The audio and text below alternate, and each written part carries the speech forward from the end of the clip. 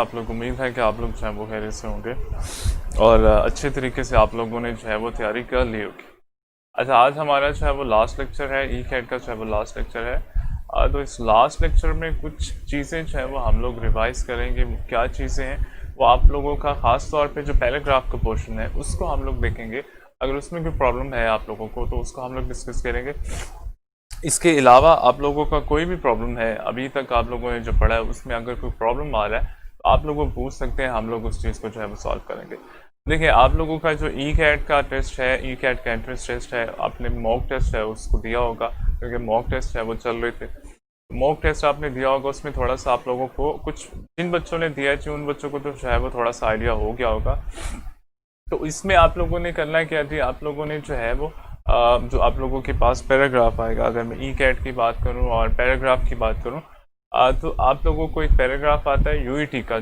अगर मैं टेस्ट की बात करूं तो यूईटी एक पैराग्राफ देता है और पैराग्राफ के बाद वो क्या करता है, नीचे जो है वो क्वेश्चन दे देता है, ऑलमोस्ट 10 के करीब जो है वो आप लोगों को क्वेश्चन दे देता है। तो आप लोगों ने क्या करना होता है, आप लोगों ने उसके जो राइट ऑप्शन है उसको चूज़ करना होता है। और राइट ऑप्शन कैसे चूज़ करना होता है, राइट ऑप्शन कैसे चूज़ करना होता है, ये भी हम लोगों ने जो है वो पढ़ा है कि किस तरीके से हम लोग जो है उसका राइट ऑप्शन जो है वो चूज़ करते हैं। एक दफ़ा दोबारा बता दूंगा कि पैराग्राफ जो है वो किस तरह से आप लोगों ने करना है। लेकिन सबसे पहले जब आप लोगों के पास पैराग्राफ आएगा तो आप लोगों ने करना ये है कि उसको जो है वो रीड आउट करना है। आपने उसको अच्छे तरीके से पढ़ना है और उसमें वर्ड के मीनिंग की बजाय आप लोगों ने फोकस करना है कि उस सारे पैराग्राफ में जो है वो क्या कह रहे हैं।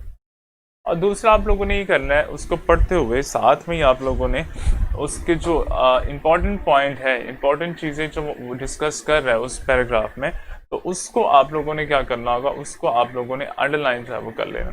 एक तो आप लोगों ने इसको पढ़ना है, पैराग्राफ को पढ़ना है, अच्छे तरीके से पढ़ना है और उसका जो कॉन्टेक्स्ट है, उसका जो थीम है, पैराग्राफ का थीम है, उसको अंडरस्टैंड करने की कोशिश करनी है। और दूसरा आप लोगों ने ये करना है कि उसके जो टफ वर्ड हैं उसको भी अंडरलाइन कर दें। तीसरा, आप लोगों के जो इम्पोर्टेंट पॉइंट होंगे उस पैराग्राफ में, सारे पैराग्राफ में जो इम्पोर्टेंट पॉइंट है उसको भी आपने क्या करना है, उसको भी आप लोगों ने अंडरलाइन कर देना है। अब इम्पॉर्टेंट पॉइंट को अंडरलाइन करने से क्या होता है, देखिए जब आप एक दफ़ा पैराग्राफ को पढ़ लेते हैं, पढ़ने के बाद आप चाहे वो चले जाएंगे उसके क्वेश्चन आंसर पे। अब क्वेश्चन आंसर में जब आप क्वेश्चन पढ़ेंगे ना और फिर उसके बाद उसका आंसर फाइंड करेंगे, तो आप लोगों को दोबारा से सारा पैराग्राफ जो है वो पढ़ना पड़ेगा उसका आंसर देखने के लिए या उसके आंसर को ढूंढने के लिए, फाइंड करने के लिए। तो इम्पॉर्टेंट पॉइंट का फायदा ये होता है कि जब आप, अच्छा कंप्यूटर पर अंडरलाइन कैसे करेंगे, अच्छा आपने अंडरलाइन नहीं करना होता। आपको अगर कंप्यूटर में है तो आपने अंडरलाइन नहीं करना होता।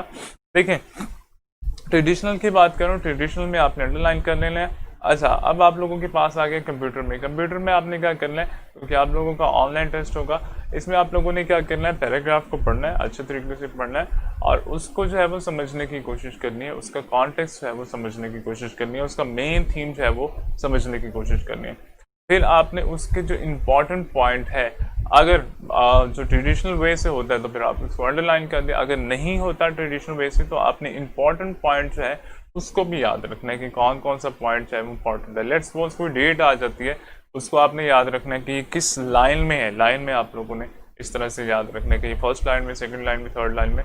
और एक दफ़ा जब उसको एक्टिवली आप पढ़ेंगे और सारे पैराग्राफ को जो एक्टिवली आप लोग पढ़ेंगे तो आप लोगों को कुछ आइडिया हो जाएगा किस चीज़ का, एक तो मेन थीम का, दूसरा उसके मेन पॉइंट्स हैं वो आप लोगों को आइडिया हो जाएंगे। फिर जब आप क्वेश्चन पे जाएंगे, क्वेश्चन पे जाने के बाद आप वन बाय वन जो है वो क्वेश्चन सॉल्व करेंगे।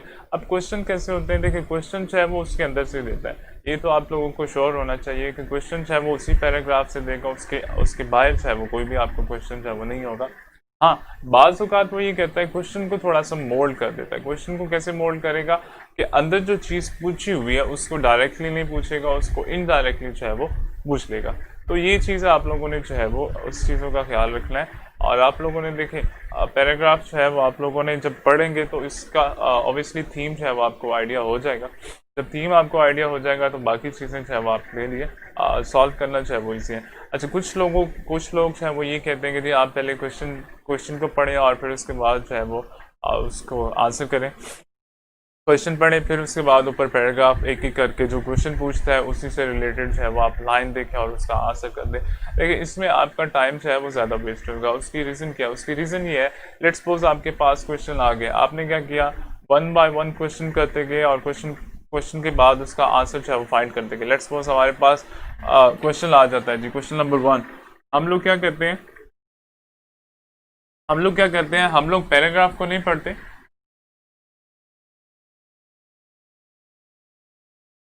जैसे कि कुछ लोग जो है वो कहते हैं कि जी आपने पैराग्राफ नहीं पढ़ना, उसमें टाइम ज़्यादा होता है, टाइम ज़ाया होता है, आप लोगों ने क्वेश्चन पढ़ना है, आपने क्वेश्चन पढ़ लिया, अब आप उसको फाइंड कर रहे हैं, उसमें आपको ज़्यादा टाइम लगेगा। क्यों ज़्यादा टाइम लगेगा? क्योंकि आपको पता ही नहीं है कि आपका आंसर जो है वो किस लाइन में, आपको सारा पढ़ना पड़ेगा। तो उससे अच्छा ये है कि आप ये करें कि फर्स्ट में जो है वो सारा पैराग्राफ पढ़ लें। तो जब आप सारा पैराग्राफ पढ़ लेंगे आपको आइडिया हो जाएगा कि कौन सी चीज़ है वो किस जगह पे है।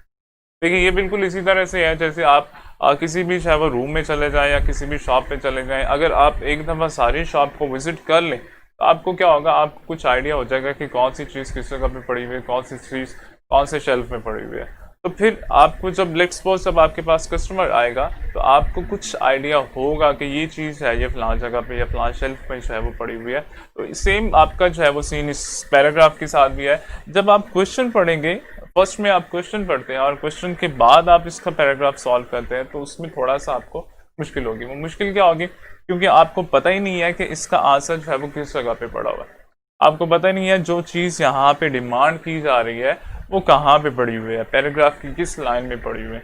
तो जब आप एक दफ़ा इस सारे पैराग्राफ को विजिट करेंगे तब आपको आइडिया हो जाएगा कि कौन सी चीज़ है वो किस जगह पे पड़ी हुई है। फिर अगर एग्जामिनर हमसे डिमांड करता है वो चीज़, तो हमें आइडिया होगा कि ये चीज़ है वो फर्स्ट लाइन में है, सेकंड लाइन में है, थर्ड में या फोर्थ में। तो इसको फाइंड करना जो है वो आपके लिए बड़ा इजी हो जाएगा। तो आप लोगों ने करना क्या है जी, पैराग्राफ को सबसे पहले आप लोगों ने रीड करना है।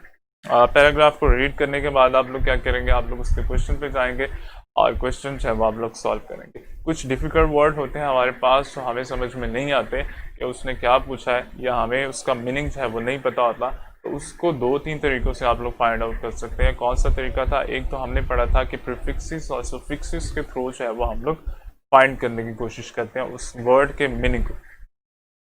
और दूसरा हमने ये पढ़ा था कि कुछ वर्ड हमारे पास होते हैं जिसके थ्रू हम लोग गेस कर सकते हैं कि इसका मीनिंग जो है वो क्या हो सकता है। जैसे हमने कहा था कि जी एंड के बाद अगर कोई वर्ड आता है तो एंड से पहले जो वर्ड है बाद वाला वर्ड भी जो है वो उससे मिलता जुलता होगा। इसी तरह से ऑल्थो से पहले जो है या इंस्पायर्ड ऑफ से पहले जो वर्ड है बाद वाला वर्ड भी जो है उसके ऑपोजिट होगा, उसके अगेंस्ट होगा। और इसी तरह से अगर आपके पास बट आ जाए तो बट से पहले का जो वर्ड होगा तो बाद वाला वर्ड्स है वो उसके अपोजिट होगा। इस तरीके से आपने क्या करना है, इस तरीके से आपने जो है उसके मीनिंग गेस करने की कोशिश करनी है। जो पैराग्राफ आपको देता है ऑब्वियसली उसमें ऐसी वर्डिंग देता है, उसमें ऐसी वोकैबुलरी देता है जो हमने पहले नहीं पढ़ी होती। जो चीज़ हमने पहले नहीं पढ़ी उसको फाइंड करना, उसके मीनिंग फाइंड करना ऑब्वियसली हमारे लिए जो है वो थोड़ा सा टफ होता है। और वो पैराग्राफ में देता है ऐसी ऐसी चीज़ें देता है, ऐसे वर्ड देता है जो हमने पहले कभी नहीं पढ़े हुए, या आपके जो 12 आप लोगों ने ग्रेड पढ़े हैं या जो आप लोगों ने जो क्लासें पढ़ी हैं सेकेंड ईयर तक जो पढ़ा है उसमें सारी बुक्स में जो है वो वर्डिंग यूज़ नहीं होती, वो इस तरह की वर्डिंग खुद देता है एग्जामिनर। तो उसको आपने इसी तरीके से फाइंड करना होता है, या तो आप उसको प्रीफिक्सेस और सफिक्सेस के थ्रू फाइंड कर दें या आप उसका मीनिंग गेस करने की कोशिश करें। जो हमारे पास सिनोनिम्स और एंटोनिम्स के लिए कुछ वर्ड है उसके थ्रू उसका जो है वो मीनिंग गेस करने की कोशिश करें। और हम लोगों ने ये भी पढ़ा था कि डैश के बाद और फिर कॉमा के बाद और इन्वर्टेड कॉमास के अंदर भी हमारे जो है वो मीनिंग होते हैं। जब भी आपको पैराग्राफ देगा उसमें कोई ना कोई क्लू देगा। अगर वो टफ वर्ड देता है, अगर आपका एग्जामिनर जो है वो आपको टफ वर्ड देता है तो उसका कोई ना कोई क्लू जो है वो साथ में देता है। तो आप लोगों ने इस क्लू को फाइंड करना है, उस क्लू के थ्रू जो है वो अपना टफ मीनिंग जो है या जो वर्ड का मीनिंग है उसको गेस करने की कोशिश करनी है, या उसको जो है वो राइट ऑप्शन जो है वो चूज़ करना आप लोगों ने उस क्लू के थ्रू। फिर ई कैट से अगर थोड़ा सा हट जाए और अगर एनजीपी पे चले जाए तो एनजीपी में आपको कुछ ग्रामर का पोर्शन देगा। वो ग्रामर में क्या था, वो ग्रामर हम लोगों ने जो पढ़ी थी क्या थी, वो पार्ट्स ऑफ स्पीच थे हमारे। उसके बाद हमारे पास टेंसेस, उसके बाद एक्टिव पैसिव, उसके बाद नरेशन हम लोगों ने पढ़ी है, फिर सब्जेक्ट वर्ब एग्रीमेंट है, ये चीज़ें जो है वो हम लोगों ने पढ़ी है, फिर प्रेपोजिशन है, फिर आर्टिकल है। तो ये चीज़ें जो है वो आप लोगों से पूछेगा। ई कैट वालों का तो इजी है, वो एक पैराग्राफ आपको देगा, उसके जो है वो आंसर आप लोगों ने सॉल्व करने होंगे। लेकिन एनजीपी वालों का थोड़ा सा जो है वो प्रॉब्लम है, वो ये है कि उसमें थोड़ा सा वो ग्रामर का पोर्शन भी आपको दे देगा। तो आप लोगों ने क्या करना है, ग्रामर के पोर्शन को बड़े गौर से पढ़ना है। उसकी रीज़न ये है, एक तो ग्रामर के पोर्शन में काफ़ी मिस्टेक होती है। काफ़ी मिस्टेक से मुराद है कि वो कहीं पे ग्रामर की मिस्टेक कर सकता है, ग्रामर से मुराद टेंसेस की कर सकता है, टेंसेस में फॉर्म ऑफ वर्ब की ज़्यादातर जो है वो मिस्टेक होती है, तो कहीं पे आर्टिकल जो है वो गलत लगा सकता है। तो आप लोगों ने इस चीज़ का जो है वो ख्याल रखना है। जो रूल्स हमने पढ़े हैं उसको एक दफ़ा आप लोगों ने रिवाइज कर देना है, और रिवाइज करने के बाद जो है वो आप लोगों ने उसको प्रैक्टिस करना है। देखिए जितना आप लोग उसको प्रैक्टिस करेंगे, आपके जो रूल हम लोग पढ़ चुके हैं उसको जितना आप प्रैक्टिस करेंगे, उतना ही जो है वो आप उसमें स्किल्ड हो जाएंगे, या उसमें आपके लिए उसको सॉल्व करना ईजी हो जाएगा। ग्रामर ऐसी चीज़ है कि जिसको पढ़ने से जो है वो आप सॉल्व नहीं कर सकते। उसको उसी वक्त सॉल्व करेंगे जब आप इसको प्रैक्टिस करेंगे। तो आप लोगों ने जितना भी पढ़ा है, अभी तो आप लोगों के पास को 2-4 दिन है ईद के, अभी उसमें आप लोगों ने जो है वो एंजॉय भी करना और साथ साथ में जो है वो पढ़ना भी है। तो आप लोगों ने करना ये है कि अभी जो भी आप लोगों ने पढ़ा है, जो पीछे पढ़ चुके हैं, चाहे वो मैथ्स का है, चाहे वो अच्छा राना साहब, ई कैड में जो है वो ग्रामर होती है। अगर सिर्फ आप ई यूईटी की बात करें तो यूईटी में नहीं होती, उसका मैंने बता दिया, उसमें सिर्फ आपको एक पैराग्राफ देता है। लेकिन अगर आप दूसरी तरफ चले जाएं तो आपको ग्रामर का पोर्शन जो है वो देगा, आपको एक्टिव पैसिव भी देगा, आपको नरेशन भी पूछेगा, आपसे जो है वो ग्रामर के क्वेश्चन जो है वो भी पूछेगा। एनजीबी की बात करो। ई कैट में अगर तो यूईटी की बात करें तो ऑब्वियसली यूईटी में कोई ग्रामर नहीं होती। यूईटी में सिर्फ आपको एक पैराग्राफ देगा, और पैराग्राफ को जो है वो आपने सॉल्व करना होगा। और सॉल्व कैसे करना होगा, उसके 10 एमसीक्यूज दे देगा, और उस 10 एमसीक्यूज के जो राइट ऑप्शन है वो आप लोगों ने चूज करने होंगे, और उसके आंसर जो है वो ऊपर पैराग्राफ में दे देता है। लेकिन एनजीपी वाले जो है उसमें ग्रामर का पोर्शन भी है, और ग्रामर के पोर्शन में आपकी सारी चीज़ें इंक्लूड है जो हम लोगों ने किया है। तो ग्रामर के पोर्शन में आप लोगों ने थोड़ा सा ख्याल रखना है कि उसकी जो प्रॉब्लम है, क्योंकि वो काफ़ी सारी चीज़ों की जो है वो करता है। लेकिन एक चीज़ आपके लिए बेनिफिशियल है, वो ये है कि जो भी एरर होगा वो उसको स्पॉट कर देता है। लेट्स सपोज वो एक एग्जांपल मैं यहाँ पे लिख लूँ।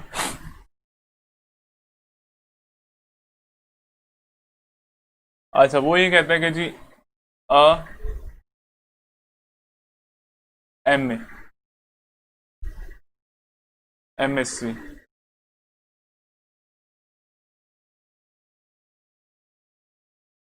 यूरोप।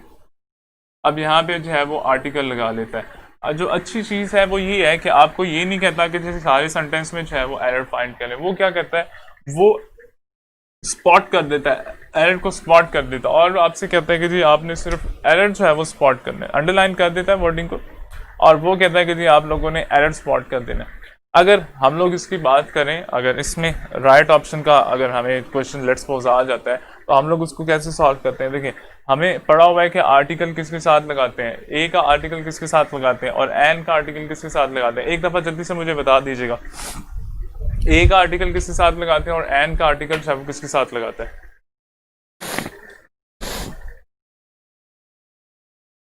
आप लोगों का जो इम्पोर्टेंट पार्ट है इसमें वो सब्जेक्ट वर्ब एग्रीमेंट है। वो ज़्यादातर क्वेश्चन जो है वो सब्जेक्ट वर्ब एग्रीमेंट से करता है, बाकी चीज़ों से भी करता है। बाकी चीज़ों से मराद है आपकी पार्ट्स ऑफ स्पीच है, बाकी चीज़ों से मराद है आपके नरेशन के रूल्स हैं। नरेशन एक और चीज़ याद रखिएगा, जो आपके पास एक्टिव पैसिव और नरेशन जो हम लोगों ने की है, वो डायरेक्टली आप लोगों से नहीं पूछता। तो डायरेक्टली नहीं पूछेगा, वो इनडायरेक्टली आप लोगों से पूछेगा। इनडायरेक्टली कैसे पूछता है उसको भी हम लोग देख लेते हैं। ठीक है, वॉवल साउंड के साथ जो है वो हमारा एन आर्टिकल लगता है। तो इसमें वॉवल्स है, ये भी आप लोग बता दें फिर जल्दी से।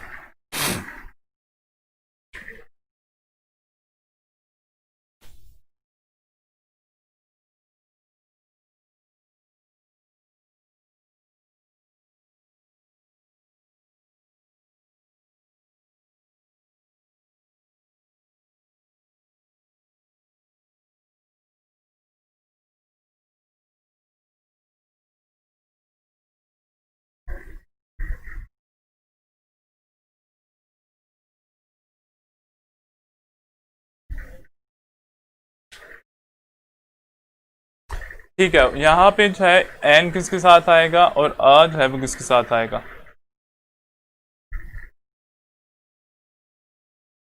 कॉन्सोनेंट तो हो गया, वॉवल और कॉन्सोनेंट हो गया। अब यहाँ पे वॉवल कौन सा है और कॉन्सोनेंट कौन सा है, ये भी आप लोगों ने बताना है। ठीक है तो शाबाश।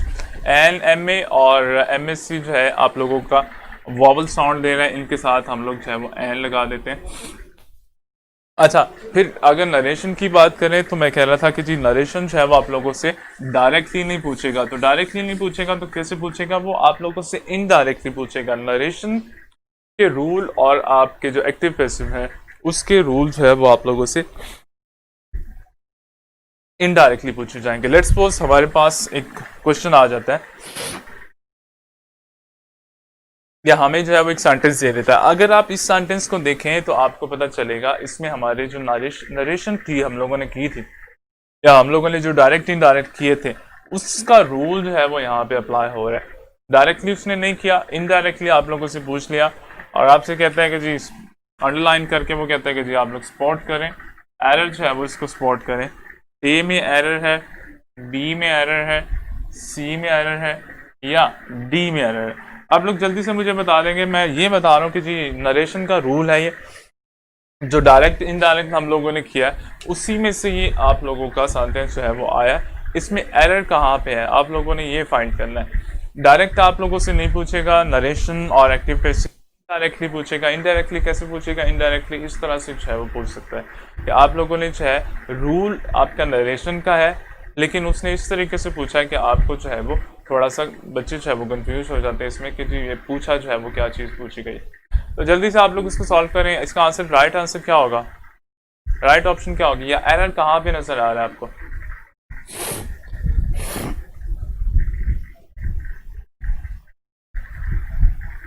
जल्दी से बताइएगा।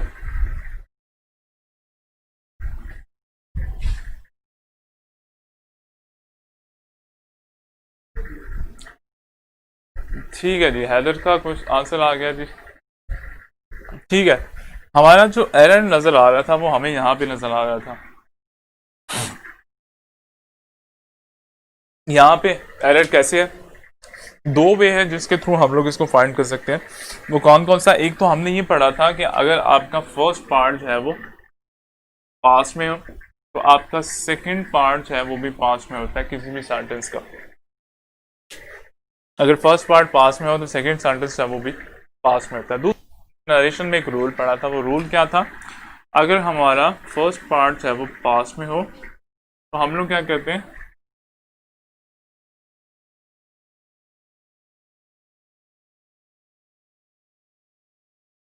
टेंस को जो है वो हम लोग चेंज कर देते।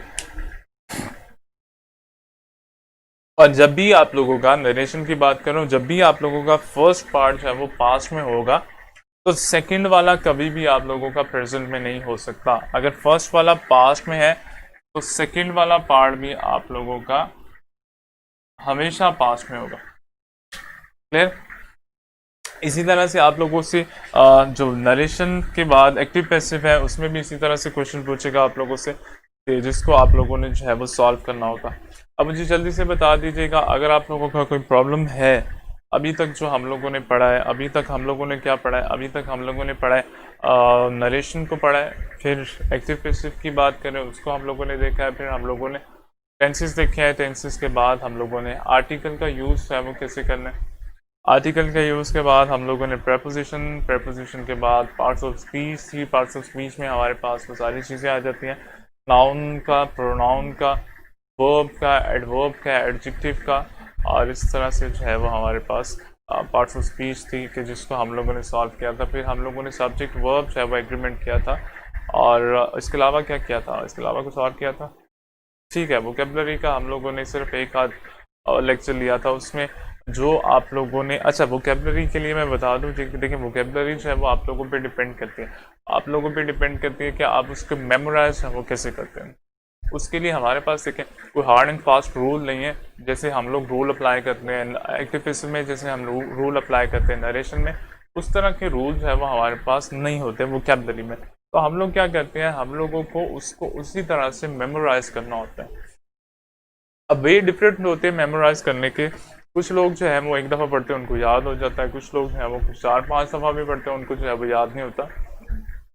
तो इसका बेस्ट वे जो है वो आप लोगों का जो आप लोगों की पिक्टोरियल वोकेबलरी होती है वो होता है कि आप लोग एक वर्ड जो है वो पढ़ लें, देख लें, फिर उसका मीनिंग देख लें और उससे रिलेटेड कोई इमेज या तो आप अपने माइंड में बना लें या आप उससे रिलेटेड को या उस वर्ड को किसी इमेज से जो है वो रिलेट कर दें। लेट्स सपोज आपके पास कोई वर्ड आ जाता है, आपके पास वर्ड आ जाता है जी डेंजर। आप क्या करते हैं जी, इसको रिलेट कर देते हैं किससे? अच्छा फरवा, आपने कुछ 1300 वर्ड्स है वो इस तरह से नहीं करना होता।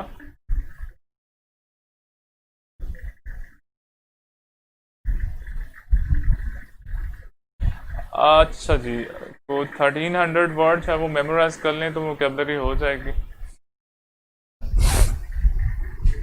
देखिए आप लोगों के ऑलमोस्ट ना को 800 करीब के वर्ड हैं जो आप जिनको रूट वर्ड्स हैं वो कहते हैं। अच्छा 1300 जो है वो इनफ है, मोर देन इनफ आप कह सकते हो। आप लोगों के ना तकरीबन 800 के करीब आप लोगों के वर्ड होते हैं रूट वर्ड जिसको कहते हैं। और रूट वर्ड ऐसे वर्ड हैं जिनसे मुख्तलिफ वर्ड्स हैं वो बनते हैं। लाइक हमारे पास अगर एक वर्ड आ गया नॉर्मल है तो वो हमारे पास रूट वर्ड है।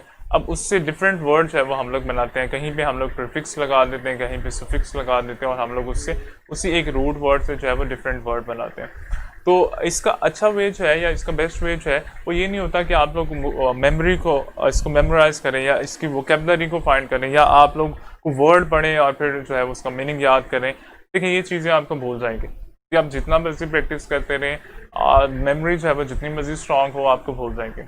ये बहुत ही मुश्किल होता है इसको जो है वो याद करना। तो इसका जो मॉडर्न वे है या इसका जो बेस्ट वे है वो ये होता है कि कम से कम वर्ड याद किए जाएं और ऐसे वर्ड कम से कम याद किए जाएं, कम से कम ऐसे वर्ड याद किए जाएं जिसके थ्रू हम लोग ज़्यादा वर्ड का मीनिंग गैस करें या जिसके थ्रू हम लोगों को ज़्यादा वर्ड की जो है वो मीनिंग पता चल रहे हैं। वो कैसे होता है? वो आप लोगों का प्रीफिक्सेस के थ्रू होता है, वो आप लोगों का सफिक्सेस के थ्रू होता है, वो आप लोगों का रूट वर्ड के थ्रू होता है। अब रूट वर्ड ऐसा वर्ड होता है, एक वर्ड है रूट, उसके थ्रू जो है वो आप लोग 3 4 5 6 जो वर्ड है उनका मीनिंग जो है वो गैस कर सकते हैं। तो अगर तो आप कर सकते हो फरवा, अगर आप कर सकते हो तो कोई प्रॉब्लम नहीं है क्योंकि याद तो आपने करना है और 1300 वर्ड्स हैं वो इनफ होते हैं, मोर देन इनफ है। अगर तो आपने याद कर लिए हैं या आप अगर आपने याद करने हैं तो मोर देन इनफ है। लेकिन इसका मैं इजी वे ये बता रहा हूँ कि इजी वे ये होता है कि आप लोग सफिक्सेस के थ्रू प्रीफिक्सेस के थ्रू जो है वो याद करने की कोशिश करें वर्ड को, उनके मीनिंग को, और पिक्टोरियल वोकेबलरी जो है उसके थ्रू अगर आप याद कर लेते हैं तो वो आपके दिमाग में जो है वो ज़्यादा देर बैठती है एज कम्पेयर टू वर्ड के। हमारे हमारे माइंड में जो है वो इमेज, आपने भी देखा होगा कि इमेज जो है वो ज़्यादा अरसा तक रहती है, वर्ड की निस्बत जो है वो इमेज ज़्यादा अरसा तक रहती है। इसकी एग्जांपल मैं कुछ इस तरह से देता हूँ। लेट्स सपोज आपके जो है वो स्कूल के कुछ फ्रेंड होंगे जो आप लोगों के साथ फर्स्ट सेकंड थर्ड ग्रेड में पढ़े और उसके बाद जो है वो चले गए। अब होता क्या है, जब भी वो लोग आते हैं आपके सामने तो आप क्या करते हैं, आप उनको पहचान जाते हैं लेकिन आप क्या करते हैं, आपको उनका नाम जो है वो भूल जाता है। तो इसका मतलब है हमारा माइंड जो है वो इमेज को काफ़ी अर्सा तक, काफ़ी सालों तक जो है वो याद रखता है लेकिन वर्ड जो है वो हमें भूल जाते हैं। तो इसीलिए जो बेस्ट वे होता है या जो अभी यूज़ कर रहे हैं लोग यूज़ कर रहे हैं, आप कर सकते हो, इसमें ऐसे कोई प्रॉब्लम नहीं होता। इसमें ये भी होता है जैसे आपको इजी लगता है आप उस तरह से जो है वो वोकेबलरी याद कर सकते हो, उसमें कोई प्रॉब्लम नहीं होता। लेकिन मैं एक जनरली बात कर रहा हूँ कि जो हमारे पास जो इमेज है वो हमारे माइंड में ज़्यादा देर रहता है as compare to word. Word जो है वो जल्दी चले जाते हैं और इमेज जो है वो ज़्यादा देर रहता है। आप इसको कर सकते हैं, आप इसको याद कर लें डेली बेसिस पे, आप 4 4 5 5 वर्ड जो है वो याद कर लें और फिर उसको अपने टेंसेस में यूज़ करें। तो जब आप उसको यूज़ करेंगे फिर आपको वो मेमोराइज हो जाएंगे, या जब आप उसको मुसलसल यूज़ करते जाएंगे, उन्हीं वर्ड को यूज़ करते जाएंगे, वो आपके लिए जो है वो ज़्यादा इजी हो जाएगा। तो आज का लेक्चर जो है वो हम लोग वाइंड अप करते हैं, फिजिक्स के साथ आगे हैं। अगर कोई भी प्रॉब्लम हो तो आप लोगों के पास मैसेंजर है, आप उसके थ्रू जो है वो पूछ सकते हैं। हो गया सर, हो गया। ओके जी, अगर कोई क्वेश्चन है आप लोगों का पूछ सकते हैं, अदरवाइज हम लोग इसको जो है वो वाइंड अप कर रहे हैं। अपना ख्याल रखिएगा, प्रैक्टिस करते रहें और इंशाल्लाह आपसे मुलाकात जो है वो नहीं होगी क्योंकि लास्ट लेक्चर है हमारी। ओके जी, अल्लाह हाफ़िज़।